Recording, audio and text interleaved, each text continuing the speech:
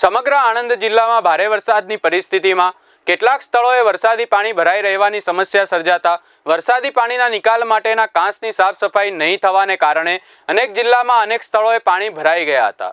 જાહેર માર્ગો પણ બંધ કરી દેવા પડ્યા હતા। જિલ્લાવાસીઓની આ સમસ્યાનો સામનો કરવો પડ્યો હતો। પાણીના કારણે લોકોની હેરાનગતિ અને રસ્તાઓ બંધ થતા આખરે જાગેલા તંત્રએ જિલ્લા કલેક્ટર પ્રવીણ ચૌધરીને સૂચના અન્વયે જિલ્લાના વિવિધ ગામોમાં ભરાયેલા પાણીના નિકાલ માટે યુદ્ધના ધોરણે કામગીરી હાથ ધરી છે। ભરાયેલા પાણીના નિકાલ માટે ખાસ કરીને આણંદ જિલ્લામાંથી પસાર થતા કાંસની સફાઈ અગ્રતા ધોરણે કરવામાં આવી રહી છે, જેમાં અંદાજિત 45 કિમી જેટલી લંબાઈના કાંસ વિસ્તારની સફાઈ હાથ ધરવામાં આવી છે। જિલ્લાના 27 જેટલા ગામોમાં હાથ ધરવામાં આવેલા કાંસની આ સફાઈના કાર્યમાં 6 હિટાચી મશીન, 30 જેટલા જેસીબી મશીન, 15 જેટલા ટ્રેક્ટર અને માનવ બળ દ્વારા આ કામગીરી હાથ ધરવામાં આવી છે।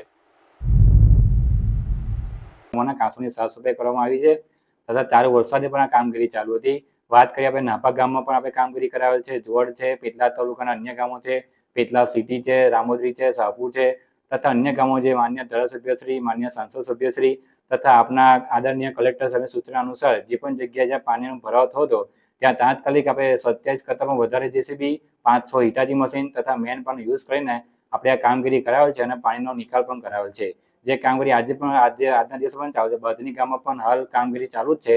જેમ જેમ આપણને સૂચના મળતી જાય છે કે કોઈની ફરિયાદ આવે છે તો આપણી કામગીરી ચાલુ છે। જોડે સિંચાઈ વિભાગના કાર્યપાલક ઇજનેરશ્રી તથા અમે એમની ટીમો સાથેમાં કામગીરી ચાલુ છે અને કામગીરીનો અમને યોગ્ય રીતે નિકાલ કરેલો છે પાણીનો।